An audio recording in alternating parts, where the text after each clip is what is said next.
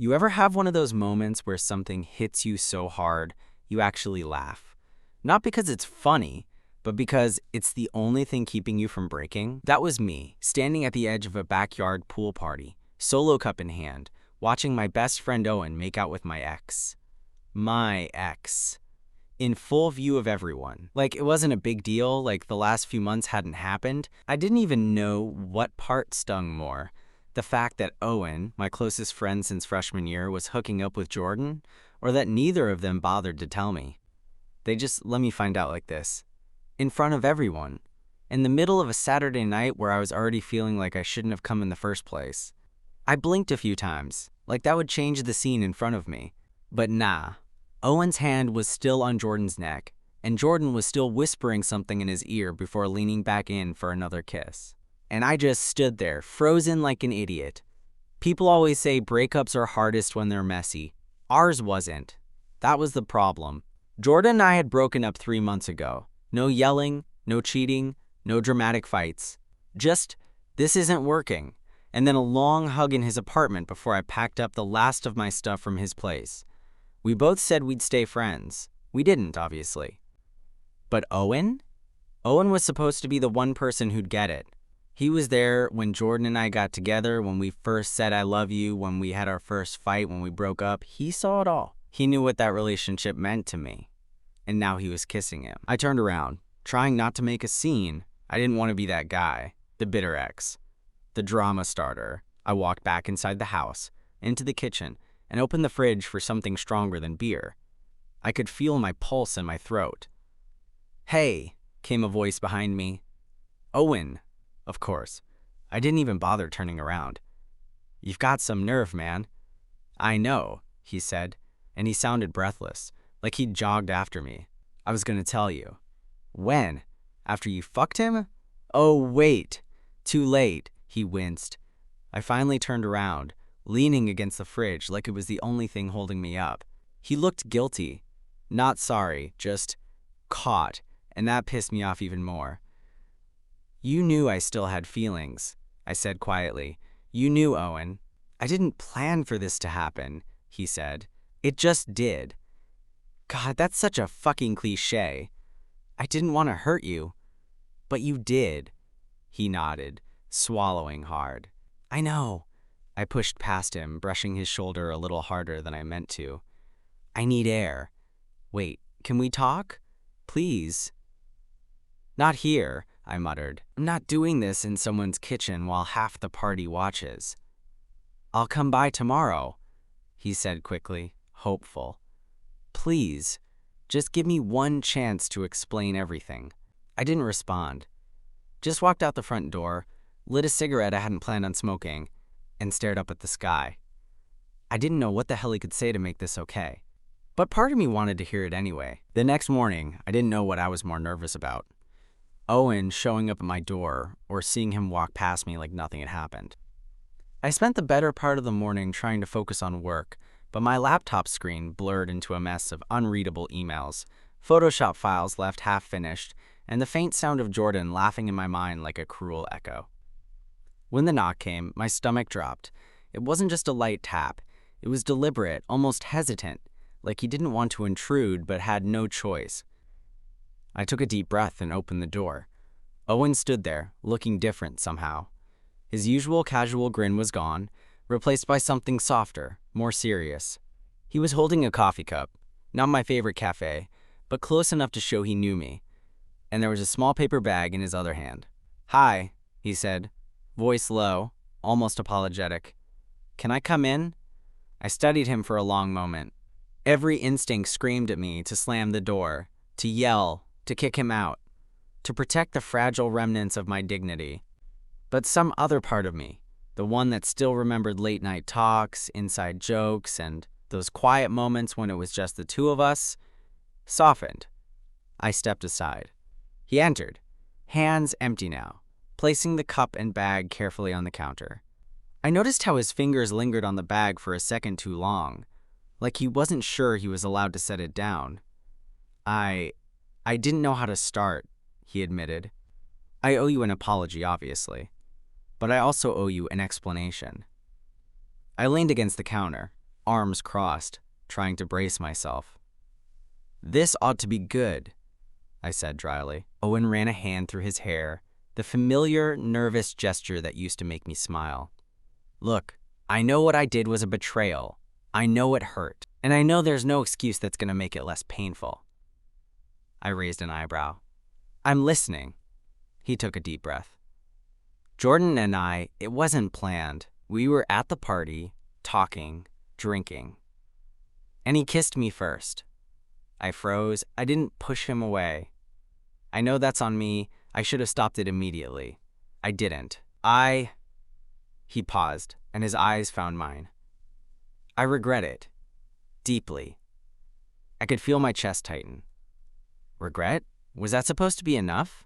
I wanted to tell him to leave, that no amount of regret would erase the image of them together from my brain. But I didn't.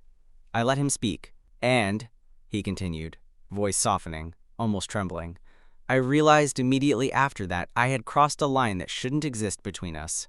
You're my best friend. I care about you, more than I realized. And seeing what I did, I hated myself for it.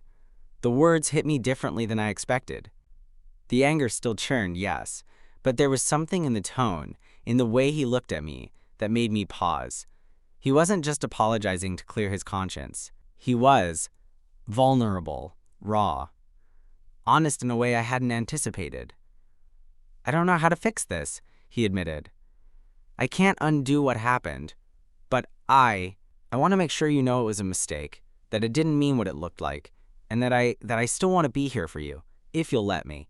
I laughed, half a bitter scoff, half disbelief. "You slept with him," I said, voice shaking slightly. "Not a mistake, Owen. You knew how I felt about Jordan. You knew." "Yes," he said softly. "I know, and I hate that I did it anyway. I can't change that. All I can do is be honest with you now." I wanted to shout. I wanted to cry. I wanted to throw the coffee cup at him and storm out. But there was that tiny, irritating part of me that still remembered late-night conversations, that soft laugh, that easy comfort in being around him. And against every logical argument in my head, I wanted to hear more. "So what?" I asked. "You come here with coffee and a sad look, and that's supposed to fix everything?" Owen shook his head, stepping closer. "No, I don't expect forgiveness. I want you to know that I'm sorry, that I understand if you hate me, that I'll accept whatever you want to do. But I also want you to know that I didn't stop caring about you. Not then, not now." Something in his words, in the vulnerability he was showing, made my chest ache in a way that was confusing, and yes, a little infuriating. Because even as I wanted to push him away, I also wanted to let him in, to hear more, to see if the friendship we'd built over years could survive this, or if it was time to let it crumble completely. I looked at him, really looked at him, and saw the guilt, the sincerity, the soft brown eyes that had always known me better than anyone else. And I realized I didn't know what I wanted yet. I didn't know if I could forgive him, didn't know if I could trust him again. But for the first time since that night, I was willing to listen. I sat down heavily on the couch, staring at the floor, letting Owen take a hesitant seat across from me. The sunlight coming through my blinds carved stripes across the living room floor, but the brightness did nothing to warm the chill that had settled in my chest. My hands gripped the edge of the cushion as I tried to steady my racing thoughts. "I want to understand everything," I said finally. My voice came out quieter than I expected, almost trembling. "Not just the 'it was a mistake' part, Owen. I need to know why. Why him? Why now?" He ran a hand over his face, rubbing the bridge of his nose, as if trying to erase the memory from his mind. I wish I could explain it in a way that made sense. I can't. I wasn't thinking straight. I guess I got caught up in the moment. I wanted attention, maybe. I wasn't thinking about how it would affect you. You weren't thinking about me? The words hurt to say, slicing through the tension like glass. "I was selfish," he admitted. "I can't undo it. I know that, and I don't expect you to forgive me, not yet. Not for a long time, maybe ever. I needed to tell you, to make sure you know it wasn't, because I don't care about you. It was just stupid, reckless, and horrible timing. I wanted to hate him. I wanted to push him away and never look back. But then he looked up at me, those brown eyes holding something raw, something that made my defenses falter just a little. It wasn't the Owen I knew, carefree, teasing, always joking. It was someone more real, someone painfully aware of the mess he had caused. I didn't know how to stop myself, he continued, voice breaking slightly. And the second it happened, I hated myself for it. I hated that I could hurt you like that I could betray your trust. And I still do. I swallowed hard. My chest felt tight.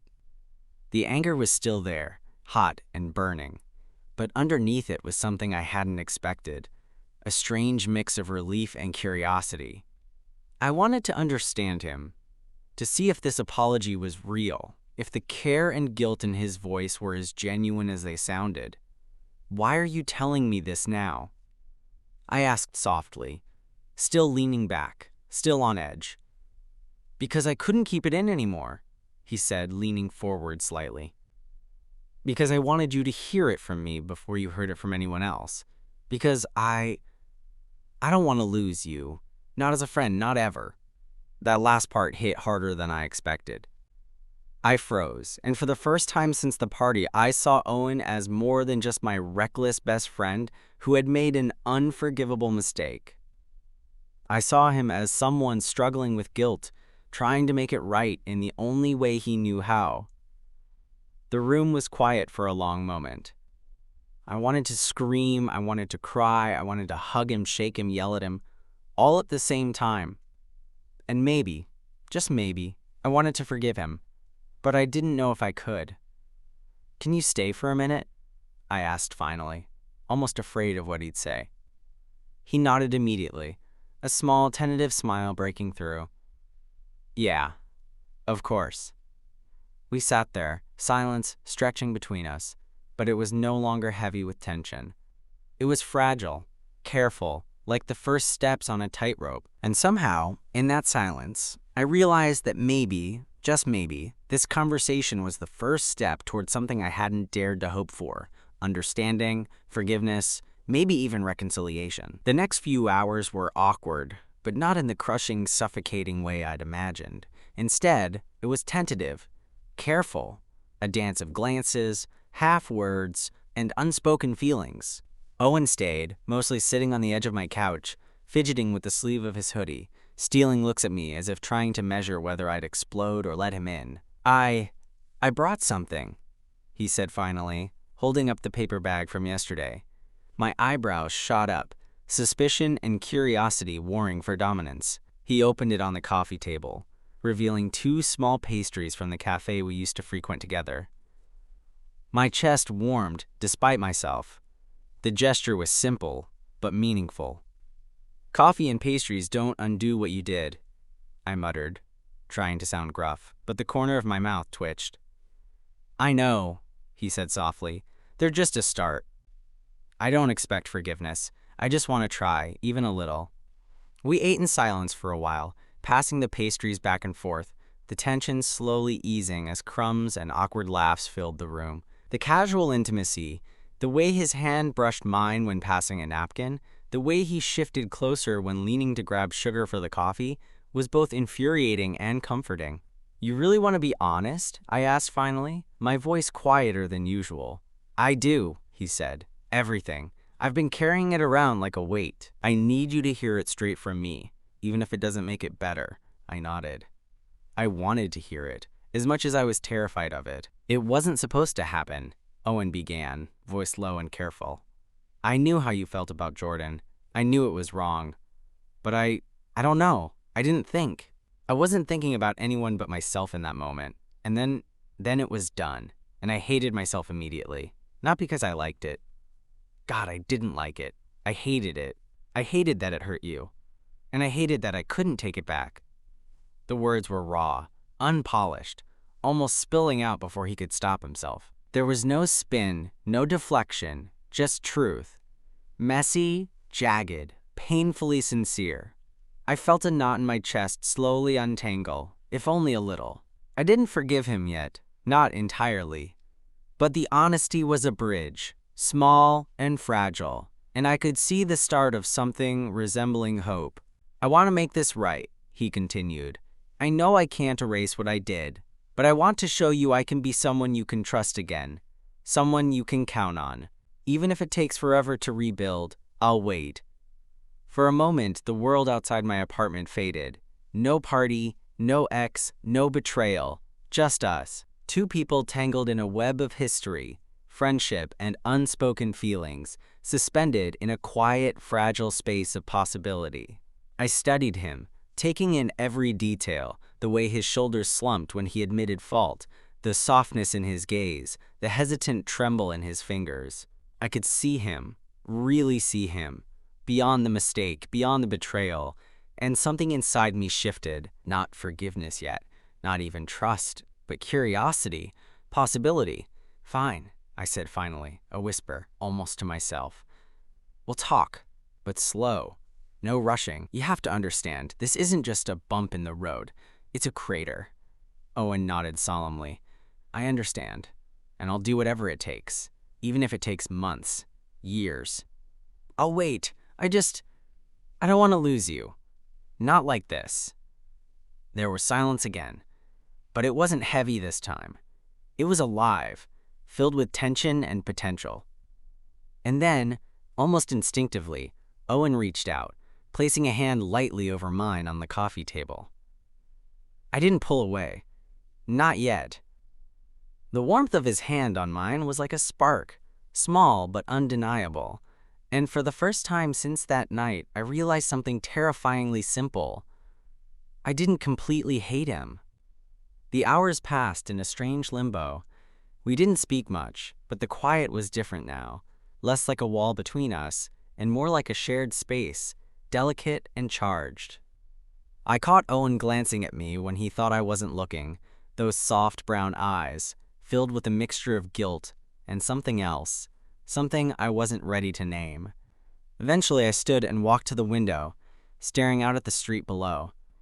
The sky was fading into a bruised purple as the day gave way to evening, and I felt the tension in my chest tighten again. Owen's presence behind me was quiet but impossible to ignore. "You're still mad," he said, almost a statement rather than a question. I let out a bitter laugh. "You think I'd magically forgive you just because you showed up with a coffee?" "I know," he admitted softly. I need you to know that I see it, I feel it, I understand the anger, and I'll carry it with me if I have to, because it's mine, not yours." I turned slowly, trying to read his expression. The honesty in his eyes was disarming. He wasn't charming me, not with jokes or flattery. He was showing himself, raw and exposed, like someone standing in front of a mirror, letting you see every flaw and regret. "I don't know if I can even look at him," I said quietly, voice tight. "After what you did, I don't know if I can ever." "You don't have to," Owen interrupted gently. "I don't expect you to. I just need you to hear me, hear that it wasn't about wanting him. It was a mistake, a lapse, a selfish impulse. And it shouldn't have happened, ever. And I regret it every second." The words tugged at something inside me. Part of me wanted to argue, to yell, to make him feel every ounce of pain I'd carried since that night. But another part, darker, quieter, stubborn, wanted to believe him. "You want me to believe you?" I asked, my voice rough. "I don't just want you to believe me," he said, stepping closer. "I want you to know that I'll spend however long it takes proving it to you.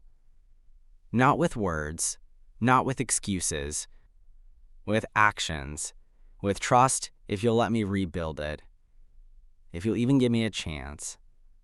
I looked at him, really looked. The tension between us was tangible now, a mix of anger, desire, fear, and something I couldn't quite place. My pulse was hammering, my chest tight, but the corner of my heart, the part that had always trusted him, that had loved him quietly for years, stirred in response. I don't know if I can, I admitted, my voice breaking slightly. I want to. Part of me wants to, but another part of me wants to, I don't know, run. Owen's hand reached for mine again, slowly, gently, and this time I didn't pull away. His touch was grounding, real, something familiar amidst the chaos of emotions. He didn't speak, didn't press, didn't do anything, except let me feel the warmth of his hand in mine. And that small, simple gesture, touching hands without words, was more honest than anything he could have said. It carried more weight than apologies, explanations, or promises. It was a silent admission that he cared, that he wanted to make things right. We stayed like that for a long moment, the kind of quiet that speaks volumes. And for the first time since that night, I allowed myself to hope. Hope that maybe Owen's apology wasn't just words, that maybe we could salvage something from the wreckage of what he'd done. Something shifted in the air, subtle but undeniable. The boundary between us had begun to blur, fragile and tentative, but it was there. And I knew, in that moment, that everything was about to change. The evening settled into a slow rhythm, the kind that makes every sound seem amplified. The hum of traffic outside, the faint buzz of a neighbor's television, the soft creak of the floorboards as Owen shifted his weight. I could feel him close, the warmth radiating from him across the small distance that remained between us. "I want to say more," he whispered, almost as if speaking aloud would break the fragile space we'd created. "But I'm scared it'll make it worse, that I'll say the wrong thing and you'll shut me out completely."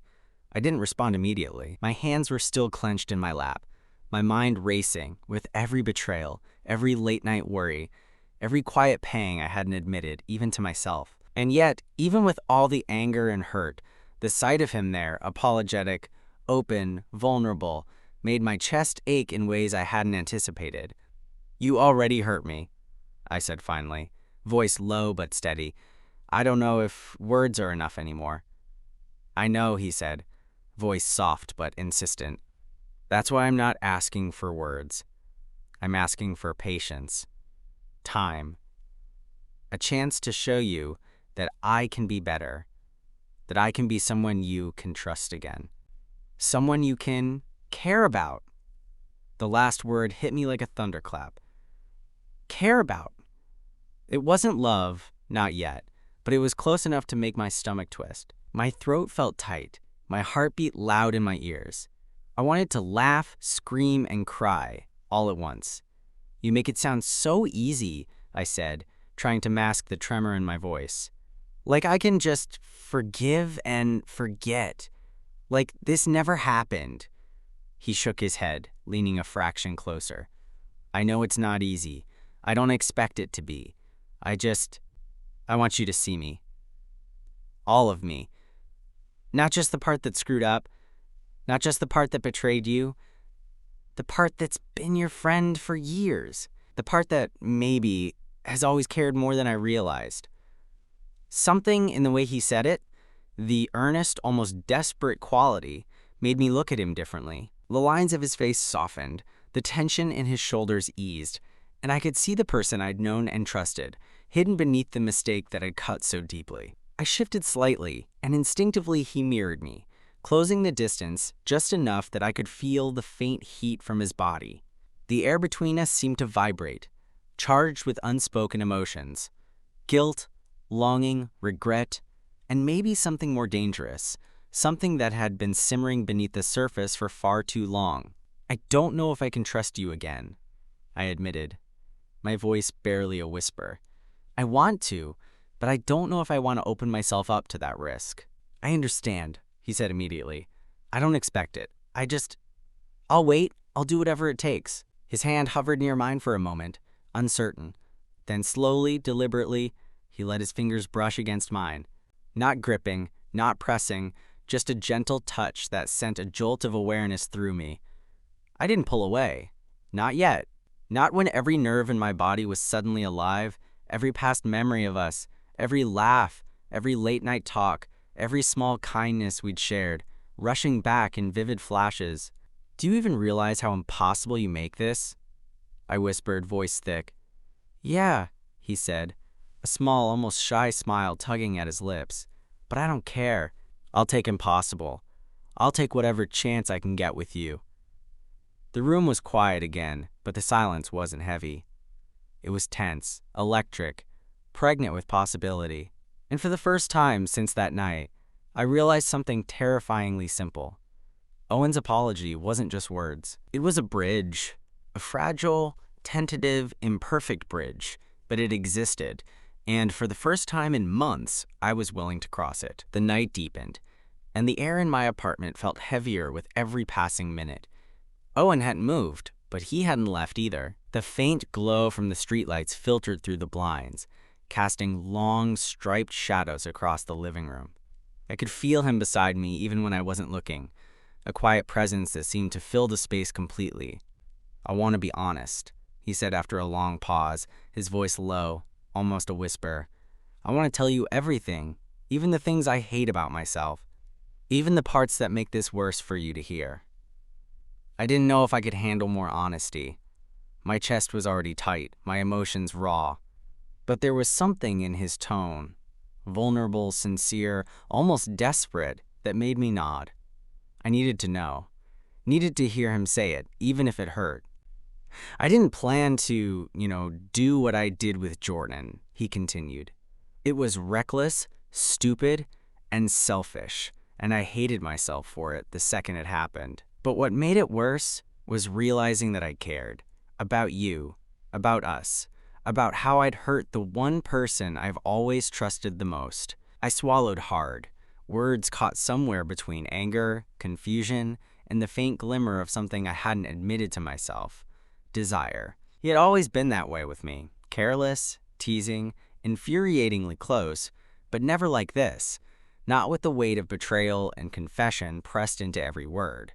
Why are you telling me this? I asked quietly, my voice barely audible. Because I can't keep it in anymore, he said, leaning just slightly closer. Because I need you to know that even after everything, I still care, that I want to make it right however long it takes. I want a chance to prove it, to show you that what I did wasn't who I am, that I can be the friend, the person, maybe something more if you'll let me. The last words, something more, hung in the air between us, vibrating with tension. My heart pounded in my chest. I wanted to recoil, to push him away, to protect myself from further hurt. But at the same time, I wanted to reach out, to close the distance that had suddenly become unbearable. Owen's hand hovered near mine again, tentative, almost shy. My breath hitched as his fingers brushed against mine, and this time, I didn't pull away. The warmth of his touch, the subtle pressure of his skin against mine, made something shift inside me. The anger and hurt didn't vanish, but they mingled with the surprising, undeniable pull toward him. I don't know if I can forgive you yet, I admitted, my voice shaking slightly. I don't even know if I should. I don't expect you to, he said softly. Not tonight, not ever, if that's how you feel. I needed you to hear the truth. To see me, flawed, guilty, but still here, still wanting you in my life, in whatever way you'll let me. The quiet stretched between us, electric and charged with tension. And then, almost instinctively, I moved just slightly closer, letting the brush of his arm against mine linger. His eyes widened, softening, and he mirrored the movement. We were so close now that the faint warmth of his body pressed against mine, and for a moment, the world outside ceased to exist. I don't know what this is, I whispered, feeling my pulse spike. But it feels dangerous. Yeah, he said, voice low, almost a growl. Dangerous, but I think maybe it's worth it. And in that moment, I realized something I hadn't allowed myself to feel for months. Maybe it was. Maybe the risk of opening up again, of letting him back in, was worth every pang of uncertainty, every fear of betrayal. Because despite everything, despite the hurt and anger, despite seeing him with my ex, I couldn't deny it. I wanted him. I let my hand brush against his again, deliberately this time, letting the warmth linger. Owen caught it, a flicker of hope, and something more, passing through his eyes. He leaned just a little closer, careful, tentative, testing the waters, and I didn't pull away. Not yet. The room was quiet, save for the soft hum of the city outside and our shallow breaths. Every inch of distance between us had shrunk until it was almost non-existent. I could feel Owen's heartbeat, quick and uneven, and it matched my own. The tension between us had morphed from guilt and anger into something heavier, more palpable, an unspoken invitation neither of us dared to fully acknowledge. He hesitated, just slightly, before resting a hand on my cheek, thumb brushing over the curve of my jaw. The touch was electric, sending a jolt straight through me. I didn't pull back. I couldn't. Part of me wanted to, afraid that leaning in would cross a line I couldn't retreat from, but a larger, louder part of me screamed to let it happen, to feel, to trust, at least a little. "I don't want to hurt you anymore," he whispered, his voice trembling. "I never want to make you feel like you can't trust me again. But I can't stop myself from feeling this." His forehead pressed against mine gently, his breath warm, carrying that familiar scent of his shampoo and the faint trace of coffee from earlier. "I care about you, more than I probably ever admitted. Even with everything I've done," I closed my eyes, letting the words sink in.